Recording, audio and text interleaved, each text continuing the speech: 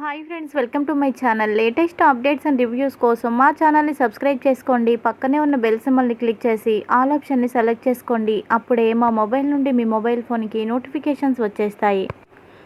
మీనాతో ప్రభావతి ఇలా అంటూ ఉంటుంది, చూడు, తినేసి ఓ మూల కూర్చొని ఒళ్ళు పెంచుకోవడం కాదు, బుద్ధి కూడా పోతుంది దీనివల్ల. ఇల్లంతా శుభ్రంగా దులిపి అద్దంలాగా చేయు. నేను పని మీద బయటికి వెళ్తున్నాను, రావడం లేట్ అవుతుంది. ఇల్లంతా శుభ్రం చేయి, అర్థమైందా అని అనడంతో, అలాగే అత్తయ్య గారు, ఈ శుభ్రం చేస్తాను అని అంటుంది. ఇక అందరూ ఎవరి పనులకి వాళ్ళు వెళ్ళిపోయిన తర్వాత మీనా ఇల్లంతా శుభ్రంగా బూజులు దులుపుతూ అలాగే ఇల్లంతా చాలా క్లీన్ చేస్తుంది. క్లీన్ చేసిన తర్వాత ఆకలిగా అనిపిస్తుంది, కళ్ళు తిరుగుతున్నట్టు అనిపిస్తుంది. వెళ్ళి ఏదైనా వండుకొని తినాలి. ఇల్లంతా శుభ్రం చేసేసాను కాబట్టే అత్తయ్య గారు కూడా ఇప్పుడు నన్ను ఏమీ అనరు అని చెప్పి కిచెన్లోకి వస్తుంది.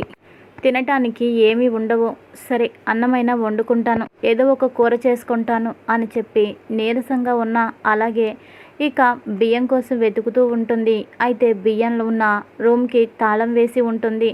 ఆ తర్వాత మీనా, ఇప్పుడు ఎలా అత్తయ్య గారు, ఈ రూమ్లోకి నన్ను వెళ్ళొద్దంటారు కదా, ఈ రూమ్లో బియ్యం పెడతారు, అందులో నా చేయి పెడితే అవి మలిన పడతాయని అత్తయ్య గారు అంటారు. ఇప్పుడేమో కళ్ళు తిరుగుతున్నాయి, చాలా ఆకలిగా ఉంది, నీరసంగా ఉంది అని చెప్పి మంచినీళ్ళు తాగి తన రూమ్లోకి వెళ్తుంది. ఇక ఇంకా ఆకలిగా అనిపిస్తూ ఉంది. ఆయనకి ఫోన్ చేస్తే బాగుండు, తినడానికి ఏమైనా తీసుకొస్తారు అని చెప్పి ఫోన్ తీస్తుంది. మళ్ళీ అంతలోనే, వద్దు వద్దు, ఇప్పుడు నేను ఆకలితో ఆయనకి ఫోన్ చేస్తే ఆయన గుండె రగిలిపోతుంది, వెంటనే ఇంట్లో వచ్చి గొడవ చేస్తారు. ఇప్పటికే ఇంట్లో చాలా గొడవలు జరుగుతున్నాయి, రోజు ఏదో ఒక గొడవ జరుగుతూనే ఉంది. ఇప్పుడు నా కారణంగా గొడవ జరగడం నాకు ఇష్టం లేదు. ఒక్క పూట తినకపోతే ఇప్పుడు ఏమీ కాదు, అత్తయ్య గారు వచ్చేసాక వంట చేస్తానులే అని అనుకొని ఇక అలాగే రూమ్లో నిద్రపోతుంది. ఈలోపు బాలు వస్తాడు. ఏంటి మీనా, ఇంకా ఆరైనా కూడా లైట్లు వేయలేదు, ఇల్లంతా చీకటిగా ఉంది, ఏంటి వీళ్ళు బయటకు వెళ్ళిన వాళ్ళు ఇంకా తిరిగి రాలేదా, మీనా ఏం చేస్తుంది అని చెప్పి ఇక సాయంత్రం ఇంటికి వచ్చి అంత చూస్తూ ఉంటాడు. ప్రభావతి కనిపించదు. అలాగే పార్లరమ్మ వీళ్ళందరూ బయట పని మీద వెళ్ళడంతో ఎవరూ ఉండరు. తర్వాత రూమ్లోకి వస్తాడు.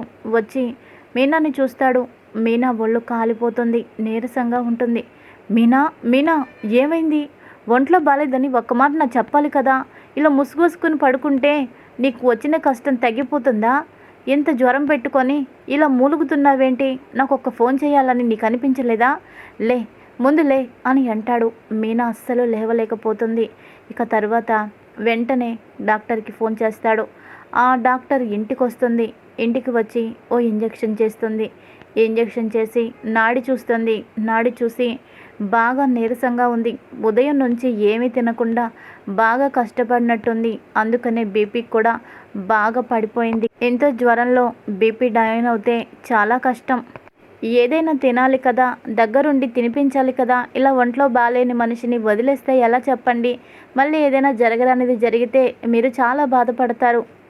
ఒక్కోసారి ఏదైనా పెద్దది జరగాలి అంటే ఏ గుండెపోటో ఇంకేదో రావాల్సిన అవసరం లేదు, జ్వరంలో నీరసించి బీపీ డౌన్ అయిపోతే చాలు, ప్రాణాలకి అదే ప్రమాదం అని డాక్టర్ చెబుతుంది. ఇక బాలు ఒక్కసారిగా షాక్ అయిపోతాడు డాక్టర్ మాటలకి. డాక్టర్ గారు క్షమించండి, నేను పని మీద బయటికి వెళ్ళాల్సి వచ్చింది. మీనా ఉదయం నుంచి తినకపోవడం ఏంటి నాకు కూడా అర్థం కావడం లేదు.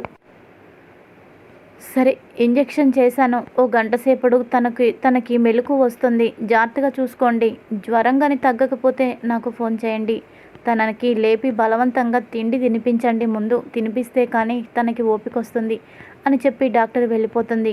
వెళ్ళిపోయిన తర్వాత మీనా కొంచెం సేపటి తర్వాత కళ్ళు తెరిచి చూస్తుంది. అప్పుడు మీనాతో బాలు ఇలా అంటాడు, మీనా, మీనా, పొద్దున్నుంచి ఏమీ తినకుండా ఎందుకున్నావు చెప్పు, ఎందుకు ఇంత నీరసంగా ఉన్నావు, అయినా ఇంట్లో ఎవరు లేరేంటి, నిన్ను ఇలా వదిలేసి ఎందుకు వెళ్ళిపోయారు, నాకు అనుమానంగా ఉంది, నువ్వు భోంచేసావా, అసలు టిఫిన్ అయినా చేసావా, పొద్దున్న టిఫిన్ చేసుండవు, మధ్యాహ్నం భోజనం కూడా చేసుండవు, పైగా ఇల్లంతా తల్లతల్లాడుతుంది అంటే చాలా పని చేశావు, తినలేదు కదా నువ్వు అని అంటే, లేదండి తిన్నానండి అని అనగానే మీనా కళ్ళల్లోకి సూటిగా చూస్తాడు బాలు.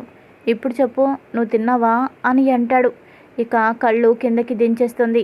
తినలేదని నాకు అర్థమవుతుంది. ఎందుకు తినలేదు? ఏమైంది అసలు? తిండి తినకుండా పని చేయడం ఏంటి? ఒక్కటిచ్చానంటేనా?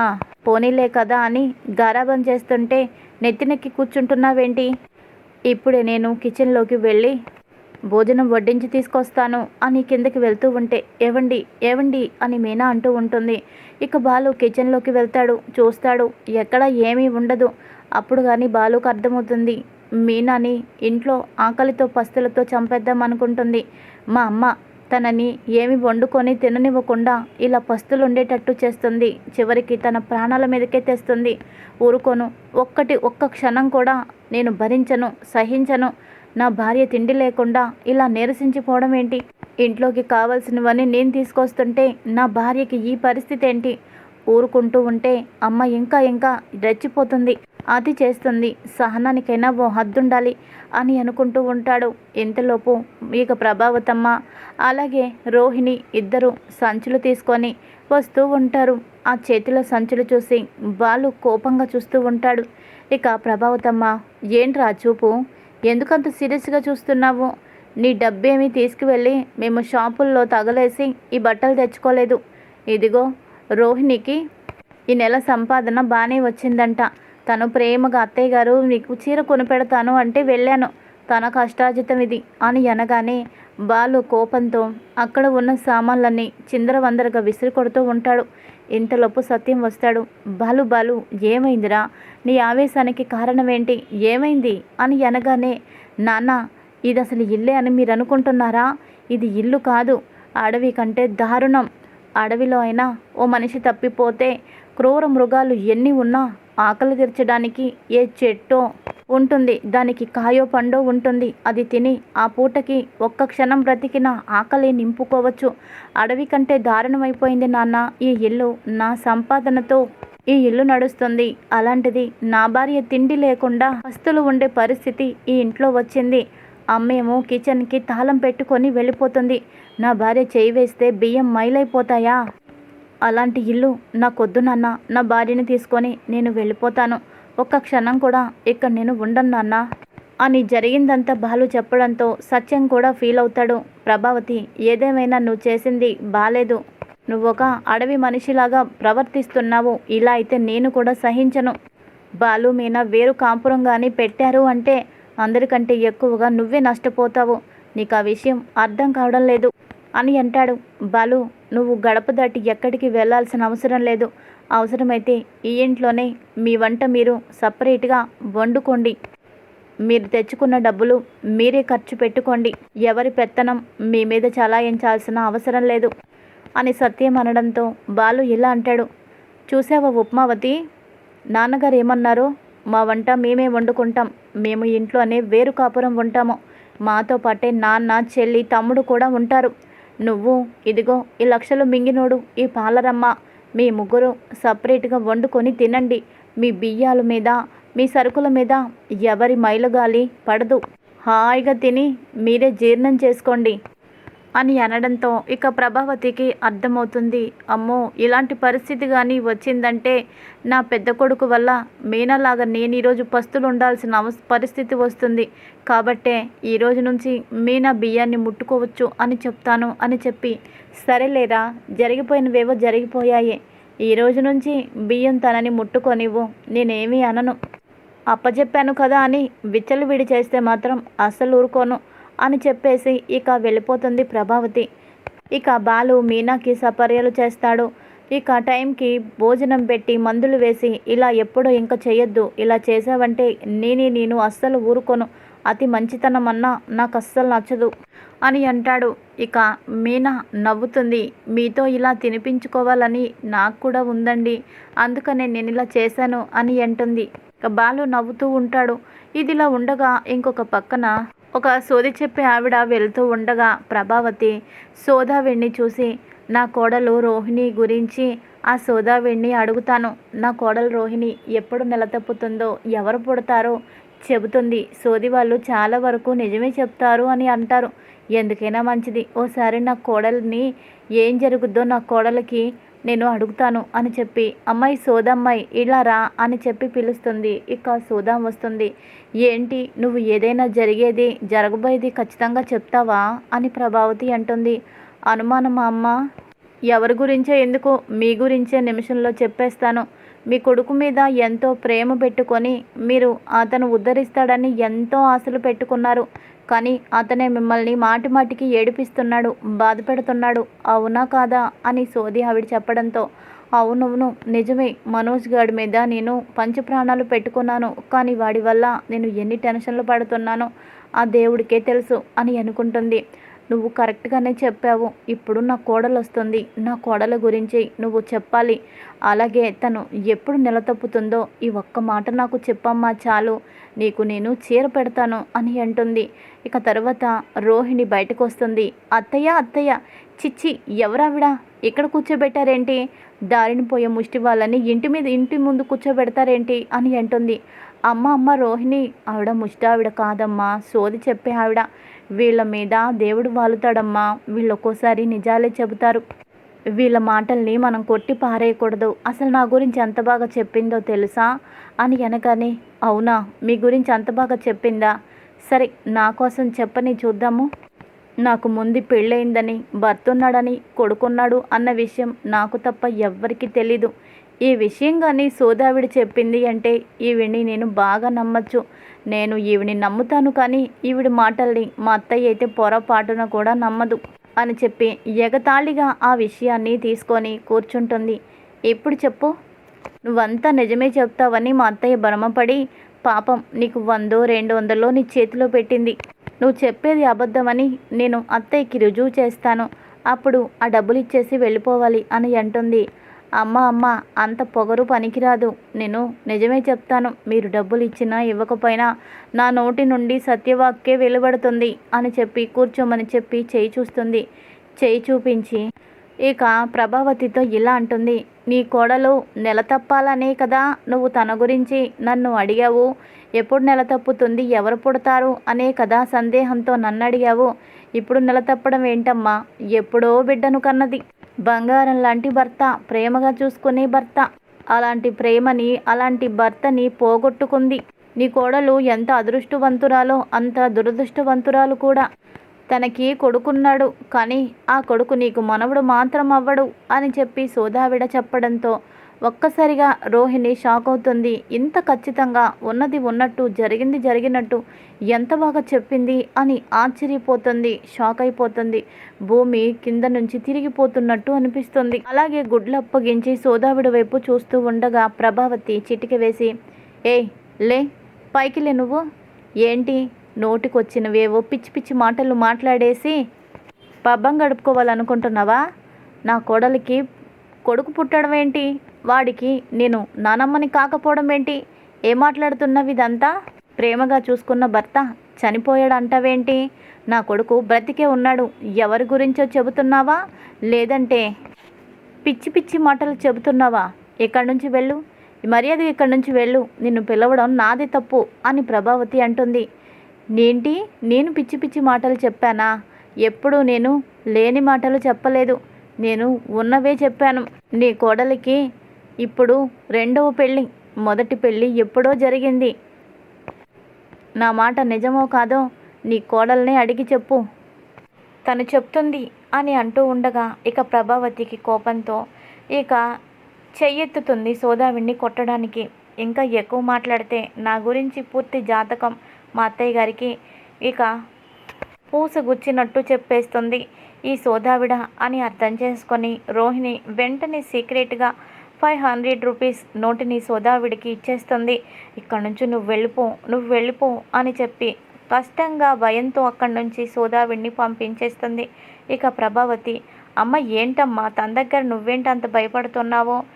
ఏదో పెద్దదాన్ని ఉండబట్టలేక నీ గురించి ఏదైనా శుభవార్త చెప్తుందేమోనని పిలిస్తే ఏవేవో పిచ్చి పిచ్చి మాటలు, గాలి మాటలు చెప్తుందేంటి? ఎలా కనిపిస్తున్నా నేను దాని కంటికి అని అనడంతో ఇక అత్తయ్య గారు, మీదే తప్పు, మీరే అనవసరంగా పిచ్చావిడిని ఇంటికి తీసుకొచ్చారు. ఇప్పుడు ఈ గొడవంతా అవసరమా?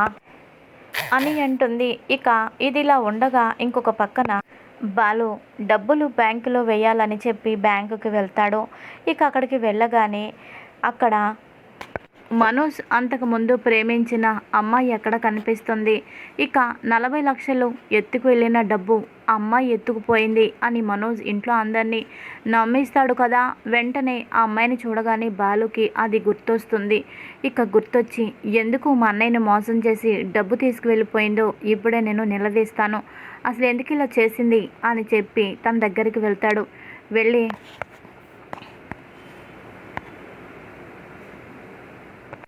ఏయ్ నేనెవరినో తెలుసా అని అంటాడు. మీరు నాకెందుకు తెలీదు, మనోజ్ వాళ్ళ తమ్ముడు బాలునే కదా అని అంటుంది. బాగానే గుర్తుపట్టావు, కానీ డబ్బు తీసుకొని మా అన్నయ్యని మోసం చేయాలని నీకెలా అనిపించింది? 40 లక్షల రూపాయలు ఎత్తుకుపోయావు, ఎంత పెద్ద తప్పు చేశావో తెలుసా? ఎందుకు ఇలా చేశావు అని నిలదీస్తాడు.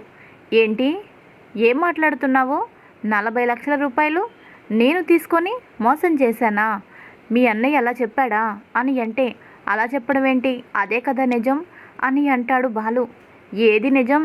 నా మెడలో చైన్ ఉండేది, ఆ చైను, నా చేతికి ఉన్న ఉంగరాలు, నా స్కూటీ మొత్తం మీ అన్నయ్య తీసేసుకున్నాడు. కాదు దోచేసుకున్నాడు. నా దగ్గర డబ్బు తీసుకొని నన్ను మోసం చేశాడు. అలాంటిది మీ డబ్బులు 40 లక్షలు నేను తీసుకువెళ్ళిపోవడం ఏంటి? మీతో అలా అని చెప్పాడా? ఏడి, నా దగ్గరికి తీసుకురా, చెంపలు వాయించి నిజమేంటో కక్కిస్తాను. రాస్కెల్, నన్ను మోసం చేసింది కాక, నా దగ్గర డబ్బు తీసుకున్నది కాక, నా మీదే అలాంటి నిందలు వేసి చెబుతాడా? బద్మాష్, వాడి తాట తీస్తాను అని చెప్పి చాలా ఫైర్ అవుతుంది ఆ అమ్మాయి. అది చూసిన బాలు ఒక్కసారిగా షాక్ అయిపోతాడు. ఈ అమ్మాయి చెప్పింది నిజమే అనిపిస్తుంది. ఈ అమ్మాయి దగ్గర కూడా బంగారం డబ్బు నా అన్న లాగేసుకొని ఇప్పుడేమో తనే మోసం చేసిందని చెప్తాడా? ఈ అమ్మాయి 40 లక్షల రూపాయలు ఎత్తుకుపోలేదు, మరి ఆ డబ్బు ఏమైంది? వీడు నాటకాలు ఆడుతున్నాడన్నమాట. వీడికి నాటకాలు పుట్టుకతోనే వచ్చిన విద్య కదా, కావాలనే ఇలాంటి నాటకం ఆడి బాగానే తప్పించుకున్నాడు అని మనసులో అనుకొని, అయితే నిజంగానే ఆ డబ్బుతో మీకు ఎలాంటి సంబంధం లేదా అని అంటాడు. ఏంటి చెప్తుంటే అర్థం కావడం లేదా? ఇది నా బ్యాంకు పాస్బుక్, ప్రతి రూపాయి ఈ బుక్లోనే ఉంటుంది కదా. ఈ డెమో అంతా చూడు, 5-6 ఏళ్లుగా అంత డబ్బు నా అకౌంట్లో పడిందో లేదో కూడా చెక్ చేసుకో. 40 లక్షల రూపాయలు తీసుకుంటే అకౌంట్లోనే కదా వేసుకుంటారు, కానీ నా బ్యాంక్ బుక్లో నువ్వు చూసుకో, నీకే అర్థమవుతుంది. ఈ అకౌంట్ తప్ప ఏది నాకు లేదు. మా అమ్మ మీద ఒట్టేసి చెప్తున్నాను, మనోజ్ చేసిన మోసం నుంచి ఇంకా నేను తేరుకోలేకపోతున్నాను. అలాంటిది ఇంకో మాయ మాటలు చెప్తుంటే నేను తట్టుకోలేకపోతున్నాను. చి అంటూ అక్కడి నుంచి వెళ్ళిపోతుంది. అప్పుడు కానీ బాలుకి అర్థమవుతుంది, వీడు నన్ను మోసం చేసినట్టు, ఈ అమ్మాయిని కూడా మోసం చేసినట్టు, అమ్మని నాన్నని అందరినీ మోసం చేస్తున్నాడన్నమాట. వీడు మారాడేమో అనుకున్నాను, కానీ మారలేదు. మారకపోగా ఇంకా మాయగా తయారయ్యాడు. వీడిని వదలకూడదు, వీడిని అస్సలు నేను వదిలిపెట్టను అని చెప్పి కోపంగా ఇంటికి వెళ్తాడు మనోజ్ కోసం బాలు. ఇది ఈరోజు ఎపిసోడ్. మరి తర్వాత ఏం జరుగుతుంది? ఆ 40 లక్షల రూపాయలు అమ్మాయి మోసం చేసి తీసుకుపోయింది అని చెప్పిన మాటలు అన్నీ అబద్ధాలు అని తేలుతాయి. ఆ డబ్బులు మనోజ్ దగ్గరే ఉన్నాయి. ఎందుకైనా మంచిది, ఇలా ఖాళీగా కూర్చుంటున్నాను కాబట్టే ఈ డబ్బుతో నాకే అవసరం పడుతుంది అని చెప్పి ఆ డబ్బుని జాగ్రత్తగా అలాగే ఉంచాడా? మరి ఆ డబ్బు చూసి తెలిసిన తర్వాత వాటిని తీసుకొని బాలు ఏం చేస్తాడు? మనోజ్కి ఎలా బుద్ధి చెప్తాడో, మనోజ్ గురించి తల్లి తెలుసుకునేటట్టు చేస్తాడా? ఇదంతా రాబోయే ఎపిసోడ్స్లో తెలుసుకుందాం. Thanks for watching. Hi friends, welcome to my channel. Latest updates and reviews కోసం మా ఛానల్ని సబ్స్క్రైబ్